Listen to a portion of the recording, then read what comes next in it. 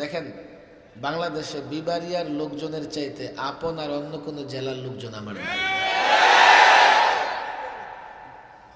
আমি মাঝে মধ্যে আফসোস করে বলি, এত ভালোবাসি বিবারিয়ার মানুষকে, কিন্তু ওরা আমার ভালোবাসে না। আমি আমার জিন্দগিতে এতবার বিবারিয়াতে আসছি, আমার বাড়িতেও আমি এতবার যাইনি। আমার গ্রামের বাড়িতে মাহফিলে গেলে আমি 9টা-10টায় যাই, 11টায় চলে আসি। বলে আপনি নিজের গ্রামে আসছেন, এত বড় মেহমান। অথচ এমনও হয়েছে বিবারিয়াতে আমি টানা 15-20 দিনও থাকছি। এসে যখন বিবারিয়া আসি, আমার মনে হয় যে আপনজনদের মধ্যে ফিরে আসছি। আর বড় একটা কারণও আছে। আল্লামা মুফতি আমিন রহিমাহুল্লাহ, আজকে তো 12 না, আজকে 12 তারিখ ডিসেম্বরের। আজ থেকে 1 যোগ আগে 12/12/2012 রাত 12টা 20 মিনিটে হযরত ইন্তেকাল করেছিলেন। মুফতি আমিন রহিমাহুল্লাহর সঙ্গে সম্পর্ক থাকার কারণে হযরতকে অনেক মহব্বত করতাম। যদিও বারবার আমাকে এই মহব্বতের কিমত চুকাইতে হইতেছে, মূল্য দিতে হইতেছে।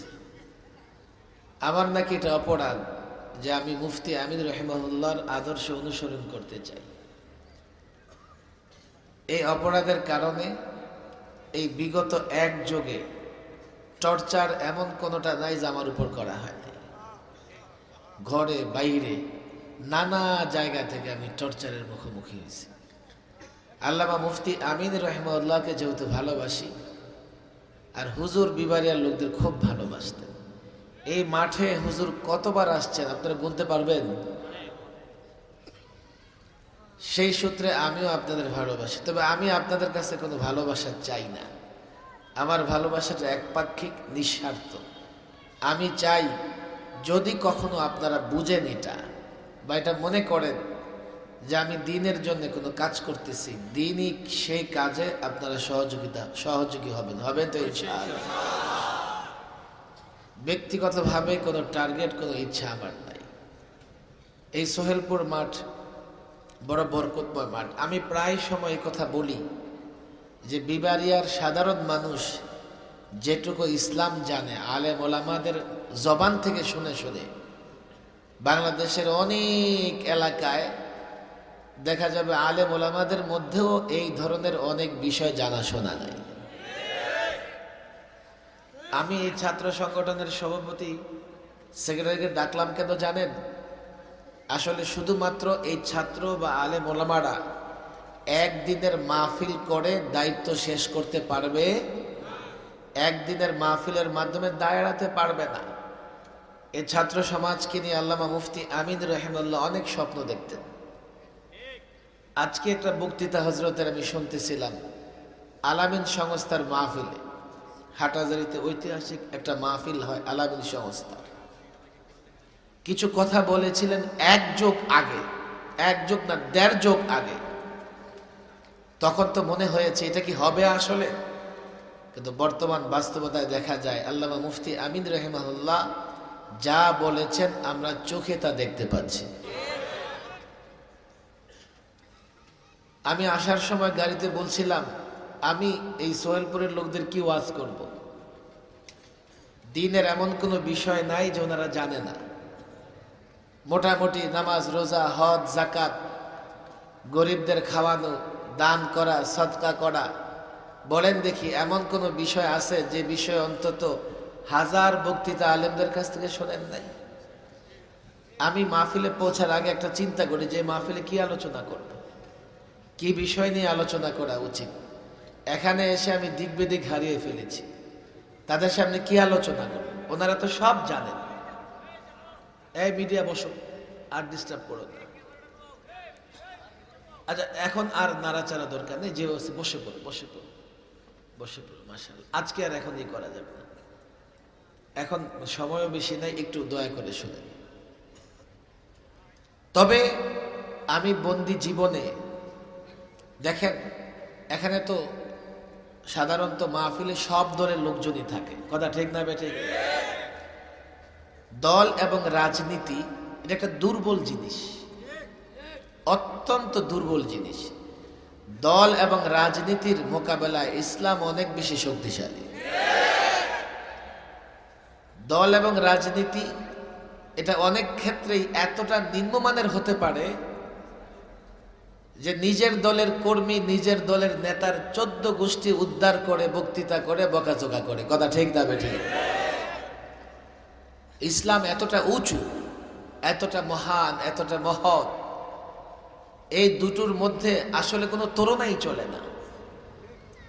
এই জন্য মাহফিলগুলোতে আমরা যখন কথা বলি, ইসলামের কথা বলি, মুসলিমদের স্বার্থে কথা বলি। কথা ঠিক না বেঠিক?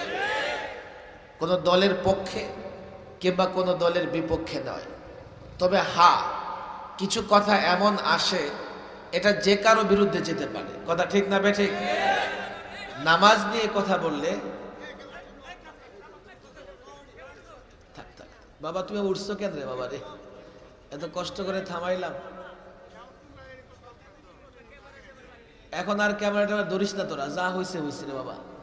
ক্যামেরা মধ্যে আরো উঠিস না, মানুষ কত দেখছস, তোর ধৈরা তো বুড়িগঙ্গায় ফেলাইব। আমি এত মানুষ ঠেকাইতে পারবো না।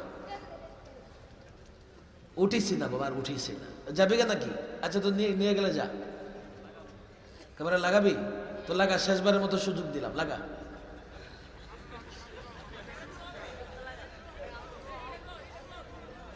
থাক থাক রে ভাই, সময় নষ্ট হবে, আপনারা কথা বললেন না।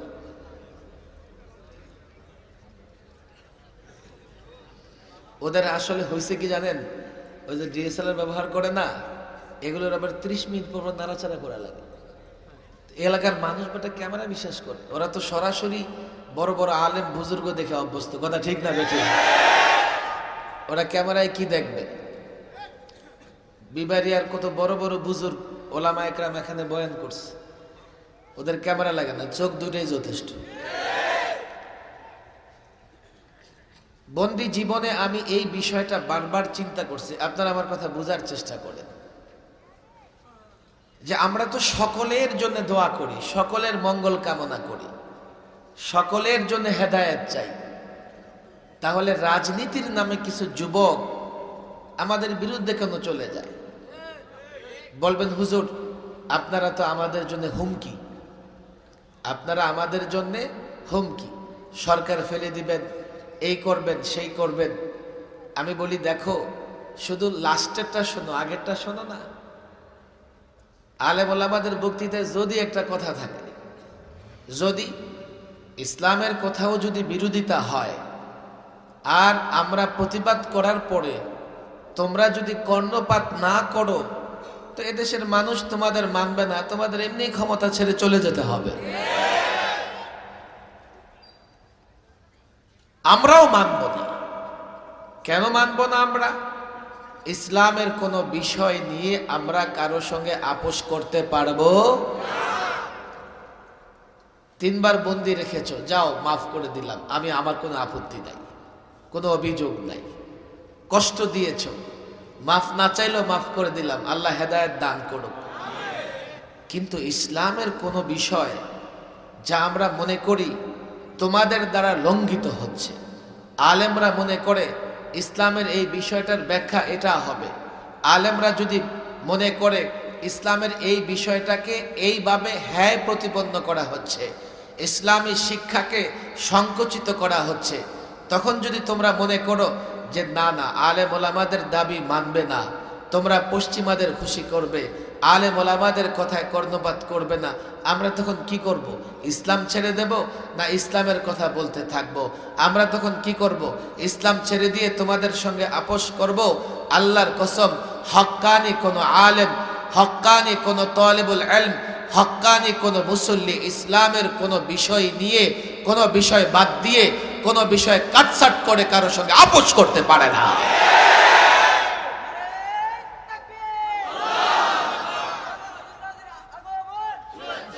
এই বসো, এখান থেকে স্লোগান দেওয়া যাবে না। কিছু মৌলিক কথা আমি আপনাদের বলবো, শুনবেন তো ইনশাআল্লাহ? আমার সাথে সাথে বলবেন। ইসলাম সম্পর্কে আমাদের এই ধারণা থাকতে হবে, ইসলাম কার পছন্দের ধর্ম? জবান খুলে কার? আর হুজুর বলেন কার? আমার দিকে যুবকরা তাকাও, অনেক যুবকরা এখানে আছে, তোমাদের হাতে পায়ে দড়ি। বর্তমানে একটা কথা বলা হয় যে যে কোনো ধর্ম মানলেই মুক্তি পাওয়া যাবে। আমাকে বলো, ইসলাম সম্পর্কে আল্লাহ বলতেছেন ইন্নাদ দীনা ইনদাল্লাহিল, আল্লাহর মনোনীত ধর্ম কোনটা? আল্লাহর পছন্দের ধর্ম কোনটা? কেউ যদি এখানে অপশন রাখে, অপশন মানে কি, যে যে কোনো ধর্ম মানলেই হবে, তো আল্লাহর পছন্দ সে পছন্দ করলো, যে আল্লাহর পছন্দটা যার কাছে পছন্দনীয় হলো না, আর যাই হোক সে প্রকৃত মুসলমান হতে পারে না। এখন এই যুবকরা বলবে হুজুর এই ব্যাপারে আপনারা তো কঠোর কেন? আমি বললাম দেখো, আমি কঠোর না, বুঝবার চেষ্টা করো।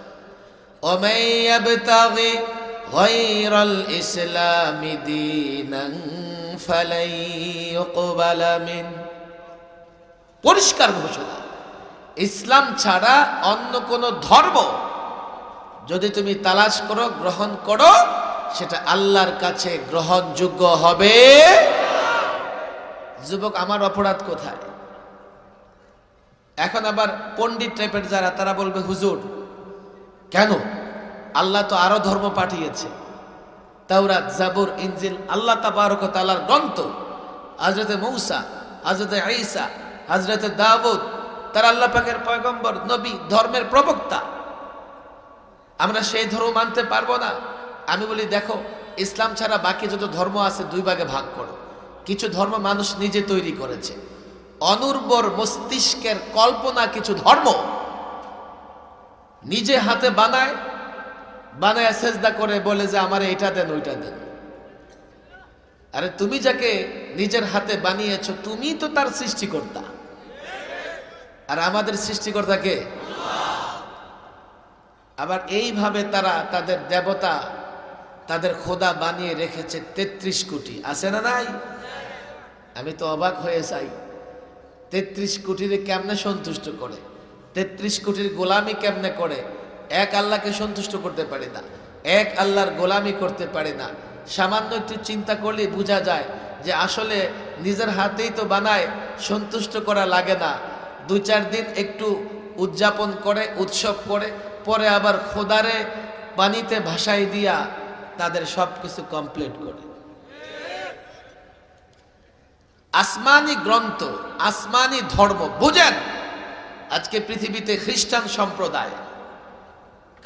সম্প্রদায় সবচাইতে বেশি পৃথিবীতে। ইহুদি তারাও কমপক্ষে 1.5 কোটি।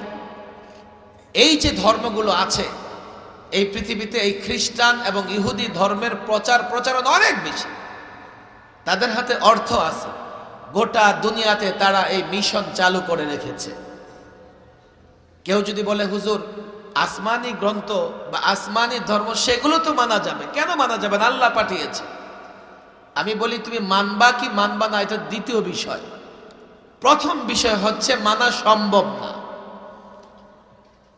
যদি এই নির্দেশ থাকতো যে আসমানি কিতাবগুলো, আগেকার কিতাবগুলো, তাওরাত, জাবুর, ইনজিলের উপর তোমরা আমল করলে মুক্তি পাবে, এই সুযোগ থাকলেও সেই কিতাবগুলোর উপরে আমল করা সম্ভবই না। কেন? যেই ভাষায় ওই কিতাবগুলো তাদের নবীদের উপরে অবতীর্ণ হয়েছে, সেই ভাষা বুঝে পৃথিবীতে এমন কোনো জাতি এখন আর নাই। সেই কিতাবগুলো নাই। হ্যাঁ, ইতালির রোমে, ব্রিটেনে, আমেরিকায়, মিউজিয়ামে জাদু করে গেলে, আপনি জাদুঘরে গেলে কিছু কিতাব পাবেন, তাও কাটছাট করা, জীর্ণ শীর্ণ, পুরনো স্মৃতি হিসেবে রেখে দিয়েছে।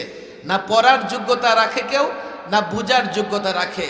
এখন যদি আপনাকে বলা হয় ওই নবীর উপরে যে গ্রন্থ অবতীর্ণ হয়েছে সেগুলো মেনে চলেন, পড়তে পারবেন না, বুঝবেন না, মানবেন কি করে? সম্ভব না। কেউ বলবে হুজুর কেন, ওই আমরা মার্কেটে তো বাইবেল দেখি ইংরেজিতে অনুবাদ করা। আমি চ্যালেঞ্জ করে বলি, এখানে শিক্ষিত যুবক যারা আছো, কালও আমি এক জায়গায় বক্তৃতা করতেছিলাম, বক্তৃতা করতে করতে এমপি এসে হাজির, ভোট চাইতে আসছে। তো এমপি এসে গেছে, আমি আমার বক্তব্য শেষ করে চলে গেছি। আমার পরে এমপি সাহেব বলতেছে, হ্যাঁ সাগত সাহেব তো ঠিক কথা বলেছে। আমি ইউরোপে পড়াশোনা করে দেখেছি, এত পরিমাণে বাইবেল আর এগুলোর মধ্যে এতটা কন্ট্রাডিকশন যে একটা আরেকটার সঙ্গে কোনোভাবে মিলে না। অন্তত ইউরোপের বাজারে 82 রকমের বাইবেল পাবেন। আপনি সোহেলপুর থেকে একটা কোরআনে কারিম হাতে দেন, আফ্রিকায় যান, আমেরিকায় যান, ইউরোপে যান, দুইটা কোরআন মিলিয়ে দেখেন, দুই কোরআনের মধ্যে কোনো পরিবর্তন দেখতে পাবেন না। তা আপনি কিভাবে ওই ধর্মের কিতাবগুলোর উপর আমল করবেন? সম্ভব না বলেই আল্লাহ তাবারক ওয়া তাআলা কোরআন দিয়ে আমাদের উপর দয়া অনুগ্রহ করেছেন। কথা ঠিক না বেঠিক? এই জন্যে ইসলাম ছাড়া অন্য কোন ধর্ম, মানব রচিত ধর্ম তো প্রশ্নই আসে না। আল্লাহ যে ধর্মগুলো পাঠিয়েছেন, আবার দেখেন ওই ধর্মগ্রন্থগুলোতে অনেক পরিবর্তন সাধিত হয়ে গেছে। এমন কি আপনারা আশ্চর্য হবেন যে এই এখনো যে সেই ধর্মগ্রন্থগুলো তাদের কাছে আছে, সেই ধর্মগ্রন্থগুলো দিয়ে তারা মানুষের সকল সমস্যার সমাধান দিতে পারে না। তা আপনি যদি সেগুলো মানেন, আপনার সমস্যাগুলোর সমাধান দিবে কে? আল্লাহু আকবার। কোরআন এখন আমাদের ধর্মগ্রন্থ, আমাদের কিতাব, আমাদের সংবিধান। এই কোরআন থেকে যত ধরনের সমস্যা আছে, পারিবারিক, সামাজিক, রাজনৈতিক, অর্থনৈতিক, বিচার ব্যবস্থা, যে কোনো সমস্যা আছে, সব সমস্যার সমাধান কোরআনে আছে। কথা ঠিক না বেঠিক? আমি এই জন্যই ছাত্র নেতাদের এখানে বসিয়েছি। আজকে জাতির কাছে চ্যালেঞ্জ রাখতে হবে, চ্যালেঞ্জ ছড়ে দিতে হবে জাতিকে। শুধুমাত্র মাহফিলে বসলে হবে না, কোরআন বুঝতে হবে। শুধু কোরআন বুঝতে হবে না, কোরআন থেকে প্রত্যেকটা সমস্যার সমাধান খুঁজে বের করতে হবে। কথা ঠিক না বেঠিক? শুধু না, কিছু কথা মনে রাখেন, একদিনে সব কথা বলা যাবে না। কোরআন সুন্দরের ধর্ম, কোরআন সুন্দরের কিতাব, ইসলাম সুন্দরের ধর্ম, ইসলাম সৌন্দর্যের ধর্ম, ইসলাম সাম্যের ধর্ম, ন্যায় বিচারের ধর্ম, ইনসাফের ধর্ম, ইসলাম শান্তির ধর্ম, ইসলাম বিজয়ের ধর্ম। কথা ঠিক না বেঠিক? এখন আপনার যত সমস্যা, এই সমস্যার সমাধান যদি আপনি কোরআন থেকে, ইসলাম থেকে বের না করেন, বাংলাদেশে যেমন আজকাল রাজনৈতিক দাঙ্গা ফাসাদ চলতেছে, আগামী 100 বছর কেন 1000 বৎসরেও বাংলাদেশের দাঙ্গা ফাসাদ দূর হবে না। হবে কি? আমরা একদল কিছুদিন একদলকে মারবো, ওরা আবার কিছুদিন পরে পাল্টাপাল্টি মারবে। হতে পারে কেউ 5 বছর মারবে, কেউ 15 বছর মারবে, এরপরে যে আসবে আবার সে 30 বছর মারধর করবে। অথচ এই কোরআন দ্বারা গোটা পৃথিবীতে, ইসলাম দ্বারা গোটা পৃথিবীতে শান্তি প্রতিষ্ঠা হয়েছে। আমি আলেম ওলামা, এই ছাত্র সংগঠনকে বলবো, এখন আর লাউ কদু বলে ওয়াজ করা, লাউ কদু বলে গীত গাওয়ার সময় নাই। এখন প্রত্যেকটা মুসলমান কোরআন বুঝতে চায়। কথা ঠিক না বেঠিক? প্রত্যেক যুবক কোরআন বুঝতে চায়, কোরআনের তর্জমা বুঝতে চায়, কোরআন থেকে সব সমস্যার সমাধান চায়। এই খাদেমুল ইসলাম সংগঠনের দায়িত্ব হবে এই যুবকদেরকে কোরআন বুঝিয়ে দেওয়া। কথা ঠিক না বেঠিক? যে কোনো সমস্যা, আমি এই জায়গায় আপনারা একমত হবেন, কিন্তু শুধু একমত হলে চলবে না। ব্রাহ্মণবাড়িয়াতে ছানামুখী পাওয়া যায়, যায় কি যায় না? কি পাওয়া যায়? এই যে ছানামুখী উচ্চারণ করলে মুখে মিষ্টি লাগে, কুমিল্লার রসমলাই, টাঙ্গাইলের চমচম, মুক্তাগাছার মন্ডা, বগুড়ার দই, একটুও তো মিষ্টি লাগতেছে নাকি? লাগে না? শুধু ইসলাম কমপ্লিট কোড অফ লাইফ, সব সমস্যার সমাধান ইসলামে আছে, এটা মানলে হবে না। সেখান থেকে সমস্যার সমাধান বের করে করে প্রত্যেকটা সমস্যার সমাধান দিতে হবে, তাহলে ইসলামের সুফল পাওয়া যাবে। কথা ঠিক না বেঠিক? এই জন্যে আমি এই দায়িত্বশীলদের এখানে বসাইছি। কিভাবে তোমরা করবা? প্রথমত হলো প্রত্যেক মুসলমান যুবকদের কোরআন পড়া লাগবে কি লাগবে না? আরো জোরে বলেন, লাগবে কি লাগবে না? দ্বিতীয়ত যুবকের পরিবার, সমাজ, রাষ্ট্র জীবন, প্রত্যেকটা জায়গায় যুবককে বুঝাইতে হবে ইসলাম ইউনিক নীতিমালা দিয়েছে, অনুপম নীতিমালা দিয়েছে, সুন্দর নীতিমালা দিয়েছে। আল্লাহর কসম, ব্যবসা করো, ইসলাম মেনে ব্যবসা করো। কে বলেছে ইসলাম মেনে ব্যবসা করলে উন্নতি হবে না? আল্লাহর কসম করে বলি, ইসলাম মেনে ব্যবসা করলে দুনিয়াতেও উন্নতি হবে, আখিরাতেও মুক্তি পাওয়া যাবে। কে বলেছে ইসলাম মেনে রাজত্ব করা যায় না? আমি আমার যুবকদের প্রায় বলি, তোমরা পশ্চিমা তন্ত্র মন্ত্র মেনে রাজনীতি করতেছো, ফলে প্রত্যক্ষ পরোক্ষভাবে তাদের গোলামে পরিণত হয়েছ, যার ফলে পশ্চিমাদের পদলেহন করা ছাড়া এদেশে কেউ ক্ষমতায় থাকতে পারে না। প্রকাশ্যে আমি দেখছি পশ্চিমাদের পদলেহন চলে, প্রতিবেশী রাষ্ট্রের পদলেহন চলে। কিভাবে কাউকে খুশি করা যায় এই চেষ্টাই থাকে, আর তাদেরকে খুশি করার জন্য ইসলাম যায় যাক, আলেম ওলামা যায় যাক, তাতে তারা কোনো পরোয়া করে না। কথা ঠিক না বেঠিক? এ মুসলিম যুবক, ইসলাম আমার ব্যক্তিগত সম্পদ নয়, আমার যেটুকু ইসলাম তোমার ততটুকু ইসলাম। ইতিহাস দেখো, 50-52 বছরে রাজনীতি করতেছো, রাজত্ব করতেছো, আর পশ্চিমাদের হাতের ইশারায় তোমাদের মসনদ থরথর করে কাঁপতেছে, অথচ তুমি মুসলিম, তুমি বীর, তুমি বাহাদুর। তোমার পূর্বপুরুষ মুসলিম যুবকরা, ইতিহাস খোলো, ইতিহাস দেখো, 50 বছর নয়, 100 বছর নয়, এই মুসলিম যুবকরা গোটা দুনিয়া শাসন করেছে 1000 বছর। দেখো না ইতিহাস, 56,000 বর্গমাইলের বাংলাদেশ, আর মুসলিম যুবকরা অর্ধ দুনিয়া শাসন করেছে। স্পেন শাসন করেছে মুসলিম যুবকরা কম পক্ষে 500 বছর। আজকে ভারতে কদিন আগে নাকি আমাদের যুবকরা কি করেছে, ওরা হেরেছে তো আমাদের যুবকরা পটকা ফুটাইছে। ওদের দেশের এক নেতা হুমকি দিতেছে, বাংলাদেশ আমরা সৃষ্টি করেছি, ইসলামিক কান্ট্রি ধ্বংস করে দেব। যুবকরা কি করছে আমরা কোত্থেকে জানবো? আমি বলি যুবকরা কি করেছে না করেছে আমি সে খবরও নেব না, কিন্তু সে যে বলেছে বাংলাদেশ ওরা সৃষ্টি করেছে ইসলামিক কান্ট্রি, একটা তো সত্য কথা বলেছে যে ইসলামিক কান্ট্রি, কিন্তু এ দেশে বসে অনেকে ওদের হাড্ডি চাপাই দিয়ে রাখে, দেশটাকে ইসলামিক কান্ট্রি মুসলিম কান্ট্রি স্বীকার করতে চায় না। ওরা স্বীকার করে, ওরা সৃষ্টি করে দিয়েছে।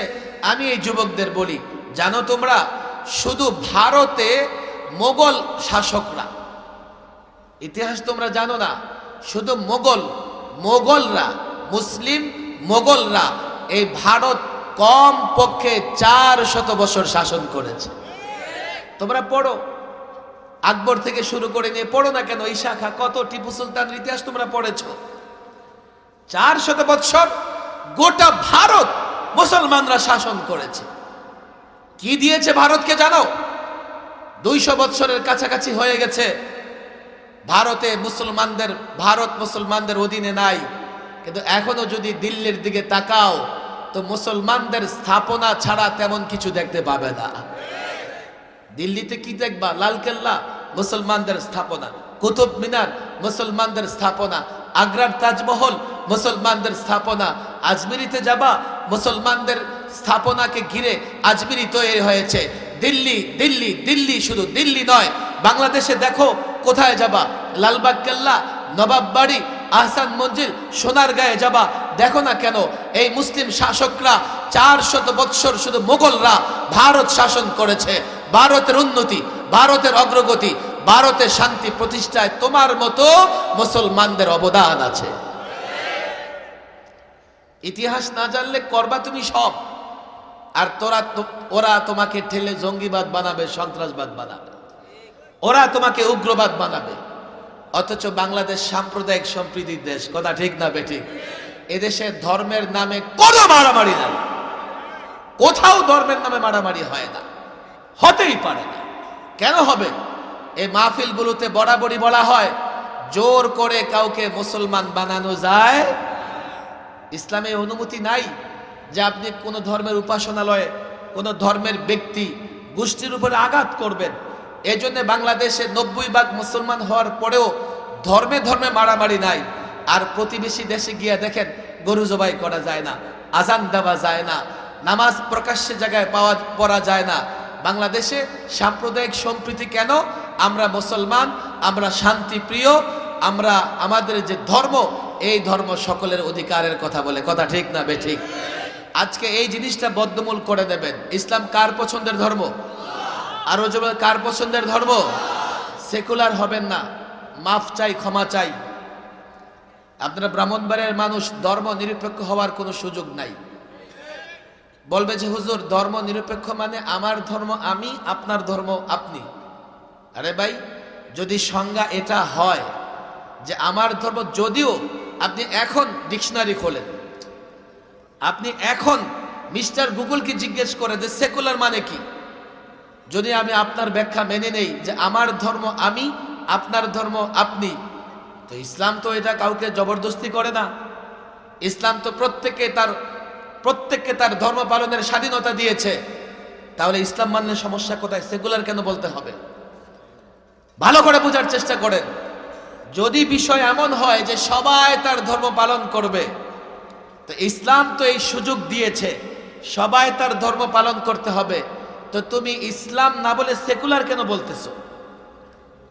এক। দুই, ভালো করে বুঝবেন, যদি মনে করো যে না আমরা মুখে তো বলি এটা, আসলে চাই প্রকৃত সেকুলার, তখন আমার প্রশ্ন হলো, কোন মুসলমান সেকুলার কিংবা ধর্ম নিরপেক্ষ হতে পারে? আমরা যখন রাষ্ট্র ধর্ম নিয়ে আন্দোলন করি, খেয়াল করে শোনেন, রাষ্ট্র ধর্ম নিয়ে যখন আন্দোলন করি, যে বাংলাদেশের রাষ্ট্রীয় ধর্ম এখন কি আছে বলেন? কি আছে? কি আছে বলেন? আচ্ছা, আমার প্রশ্ন করেছে, হুজুর রাষ্ট্রে কি নামাজ রোজা পড়বে? রাষ্ট্রের ধর্ম লাগবে কেন? আমি বলি, ভাই বাংলাদেশের জাতীয় অনেক কিছু আছে, আছে না নাই? জাতীয় মাছ কি? রাষ্ট্রে কি মাছ খায়? জাতীয় ফল কি? কাঁঠালের মৌসুমে ঘরে ঘরে কাঁঠাল ফ্রি বিলি করা হয়। জাতীয় ফল কি? আম। জাতীয় ফল কি? কাঁঠাল। জাতীয় ফুল কি? আর বলেন জাতীয় ফুল কি? কি বাংলাদেশ কি তার খোপায় শাপলা লাগাবে? এটা একটা মর্যাদা, এটা একটা জাতীয় মর্যাদা। জাতীয় বা রাষ্ট্রীয় ধর্ম ইসলাম হওয়ার মানে এই নয় যে আমরা জবরদস্তি করে কাউকে ইসলাম বানাবো। কথা ঠিক না বেঠিক? ইসলামের মর্যাদা এটা। যদি বলে এটা কি খুব বেশি দরকার, না খুব বেশি দরকার না, তবে তোমাদের মেন্টালিটি পরিবর্তন হওয়া বেশি দরকার। ইসলাম, রাষ্ট্রীয়ভাবে ইসলাম বাদ দিয়ে যদি পরবর্তী চিন্তা এটা থাকে যে ইসলামকে মুছে ফেলবো, তো আমি রাষ্ট্র ধর্ম ইসলামকে রাষ্ট্র ধর্ম থেকে বাদ দেওয়া হবে, আমি এক মুহূর্তের জন্য মেনে নেব না। এটা একটা মর্যাদা, কোনোভাবেই এটা কার উপর চাপাই দেওয়ার মতো বিষয় নয়। এই কথাগুলো আপনারা মনে রাখবেন। ইসলাম কার পছন্দের ধর্ম? আমি যুবকদের বলি, তোমার ইসলামে প্রত্যেকটা সমস্যার সমাধান আছে। বলবা হুজুর এখন বিজ্ঞানের যুগ, মঙ্গল গ্রহে প্লট বিক্রি হয়, হয় কি হয় না? আমিও বলি আমি একটা প্লট কিনবো, তবে একটা শর্তে। প্লট তো সস্তা, কিন্তু যাতায়াত খরচ দিবে কি? নাসা যদি যাতায়াত খরচ দেয়, তো আমি একটা মঙ্গল গ্রহে প্লট কিনবো। কি নড়লে চললে সমস্যা। ওর মাইক নাই, মাইক লাগাই নেই আজকে। কিরে মাইকের সাউন্ড গেছে কই? মাইক বন্ধ করছে আজকে। ওই ভয় পাইতেছে যে হুজুর আবার মাইক সব শেষ করে দেয় কিনা।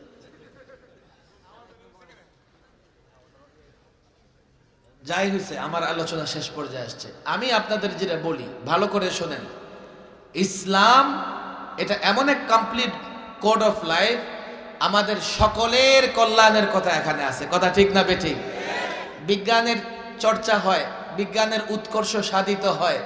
আমি তো মনে করি বিজ্ঞানের যত সূত্র দরকার, হ্যাঁ লাইট কেমনে বানানো হবে, ফ্যান কেমনে বানানো হবে, এসি কেমনে বানানো হবে, উড়োজাহাজ কেমনে বানানো হবে, এটা আল্লাহ তাবারক ওয়া তাআলা কোরআনে রাখেন না, এটা আপনার আল্লাহ মাথায় দিয়ে দিছে। বলবেন হুজুর কাফের বেঈমানরা অনেক কিছু আবিষ্কার করছে। আরে দুনিয়া তো এমন, কোন চোরও যদি চেষ্টা করে যে বড় চোর হবে, চেষ্টা করতে করতে বড় চোর হয়ে যাবে। এখানে তো কোনো বাধা নাই।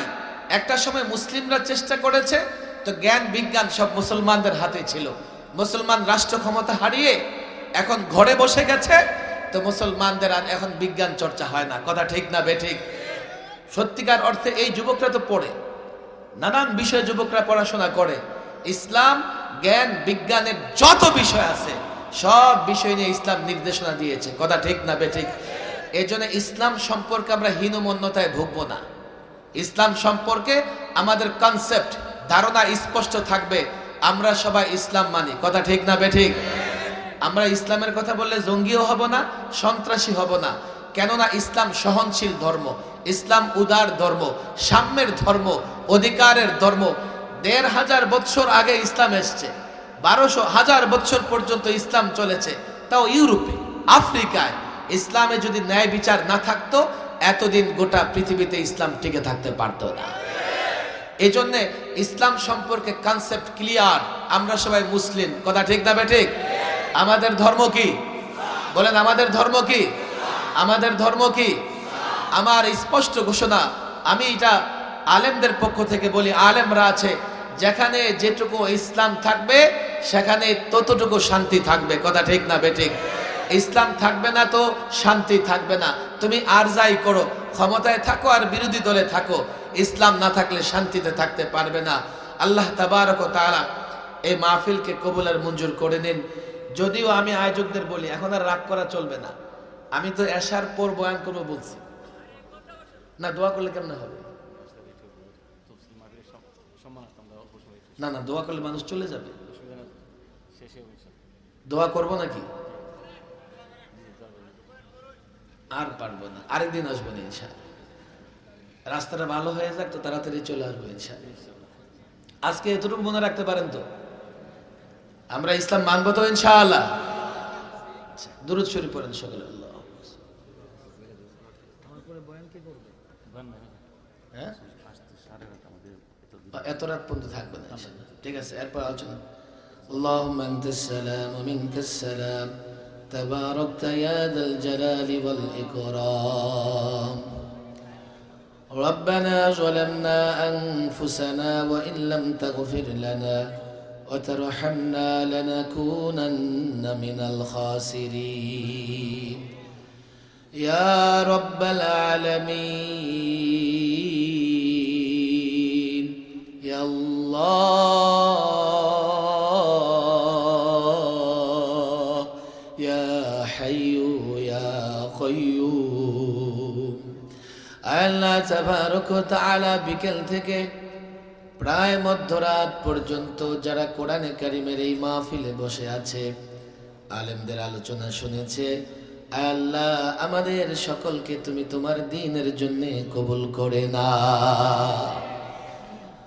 আল্লাহ তাবারক ওয়া তাআলা ঐতিহাসিক এই গ্রামের ঐতিহ্যবাহী এই ময়দানে আমরা কতিপয় গুনাহগার বান্দা ছাত্রদের উদ্যোগে আয়োজিত এই মাহফিলে ভিক্ষুকের মতো তোমার দরবারে দুটি হাত উত্তোলন করেছি।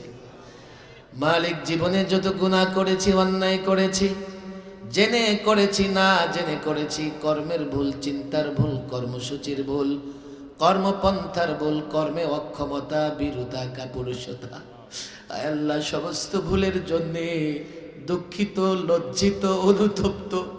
তুমি আমাদের ক্ষমা করে দাও আর আমাদের সকলকে তুমি তোমার নেক বান্দাদের অন্তর্ভুক্ত করে নাও। আল্লাহ তাবারক ওয়া তাআলা হাজারো যুবক, ছাত্র, মুরব্বী, দাড়ি পাকা বুজুর্গ হাত তুলেছে। মালিক, আমরা আজকে এখানে তোমার দ্বীন এবং তোমার ধর্মের মৌলিক একটা বিষয় নিয়ে আলোচনা করেছি। মালিক, তুমি যে ধর্ম, যে দ্বীন আমাদের দিয়েছো, বড় নেয়ামত। এই ধর্ম এবং দ্বীনের উপর আমাদের সকলকে অবিচল এবং অটল থাকার তৌফিক দাও।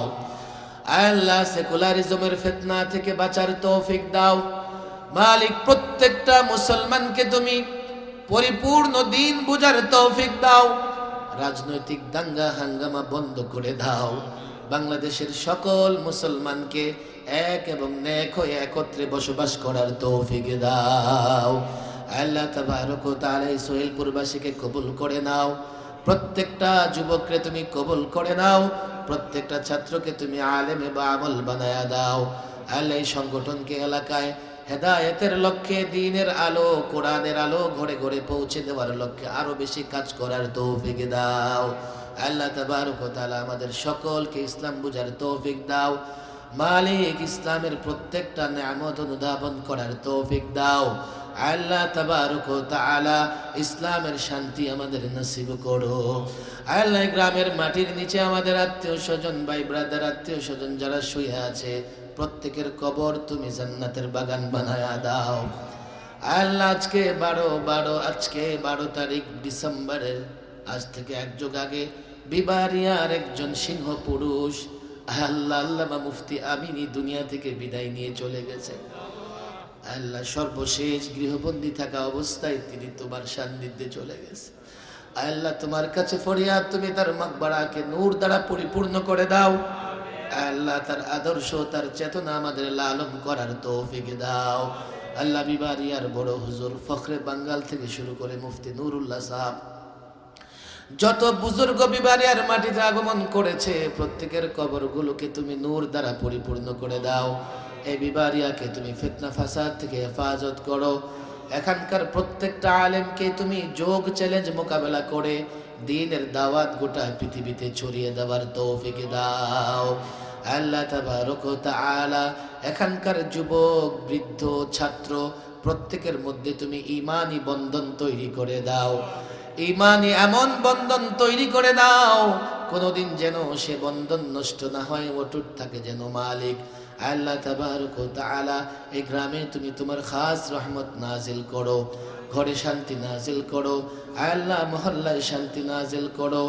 এই গ্রাম, এই এলাকা, এই বিবারিয়া থেকে তুমি যত ধরনের বিপদ আপদ মুসিবত আছে তুলে নাও। ربنا آتنا في الدنيا حسنة وفي الآخرة حسنة وقنا عذاب النار. سبحان ربك رب العزة عما يصفون وسلام على المرسلين والحمد لله رب العالمين.